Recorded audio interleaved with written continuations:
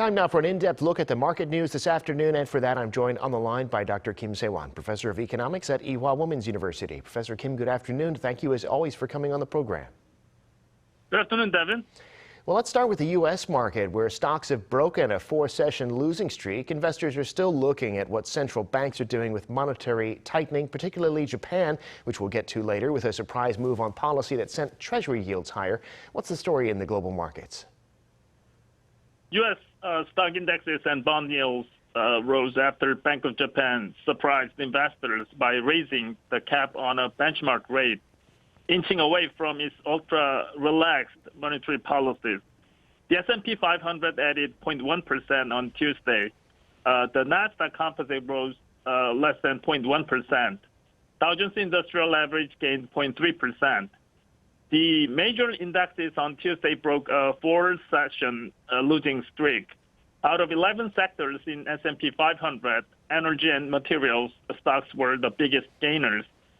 The policy adjustment out of Japan took markets by surprise, with the meeting taking place towards the end of Governor Kuroda's 10 years in office.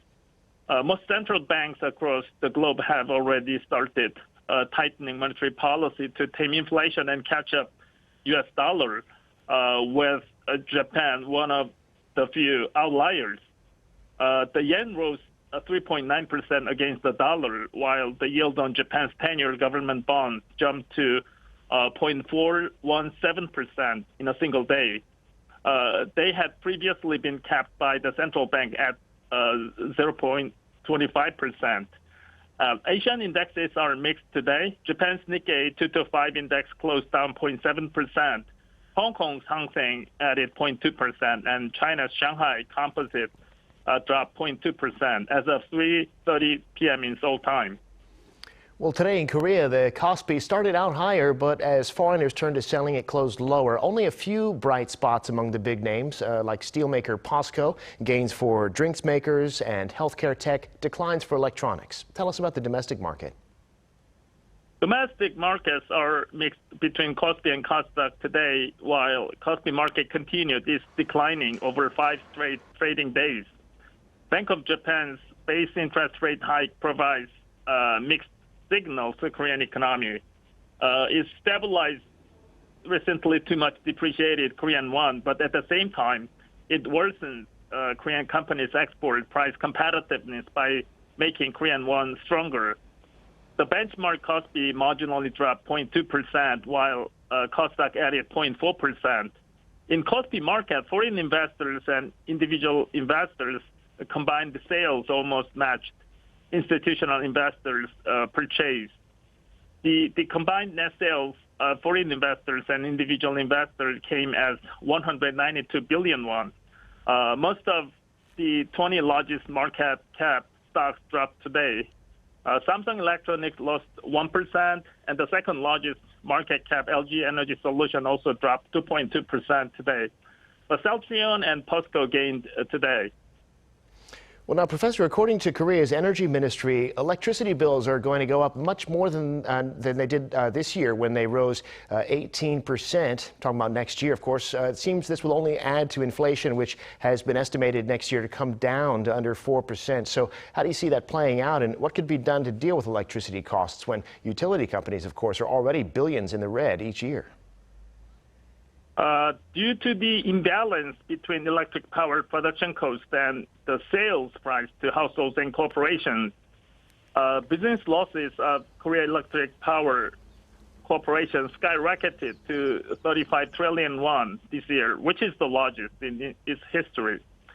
But raising electric power bill has been restricted for inflation pressure and other political reasons for many, many years. But it is clear that this business is not sustainable, and if electric bill is not allowed to go up, the KEPCO will be bankrupted next year. But the timing is no good at all for raising the price of electric power bill, because Korean economy is suffering from 40-year high inflation over a 5% level. Bank of Korea forecast next year's inflation would be 3.6%. but it is estimated by assuming that electric power bill growth of 20%. It means that if electric power bill increases by 50%, as government and KEPCO suggest, next year's inflation would be over 4%. So actually, Korean government faces difficult situation. It is time to choose between stabilizing inflation and avoiding KEPCO's bankruptcy.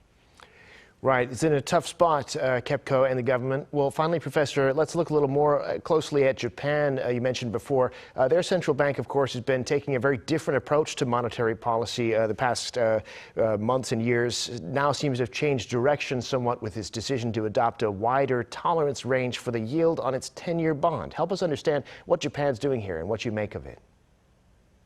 To summarize Bank of Japan's interest rate policy to help listeners' understanding, there were two zero-interest rate era in 21st century. The first was from 2001 to 2006, and the second one has begun in 2013, and it continued until now. The Bank of Japan has been an outlier compared with most major central banks in raising base interest rate. But recently, Japanese inflation is projected to come in at 3.7% annually in November, which is the 40-year high, but still well below the level seen in the comparable Western economies. Bank of Japan left its benchmark interest rate unchanged at negative 0.1% on Tuesday and vowed to significantly increase the rate of its 10-year government bonds purchases, retaining its ultra-loose monetary policy stance. BOJ decided to allow its 10-year Japanese government bond yields to move 50 basis points either side of its 0% target, up from 25 basis points previously, in a move aimed to cushioning its effects of protracted monetary stimulus measures. The decision is being read as a sign of testing the water for a potential withdrawal of stimulus, which has been pumped into Japanese economy to generate more demands and wake up prices. Right, so a lot of attention going to Japan right now to see what happens next. Well, Professor, thank you for that analysis. We always appreciate you coming on the program and the insights you always bring to the program. Thank you. Thank you very much, Devin.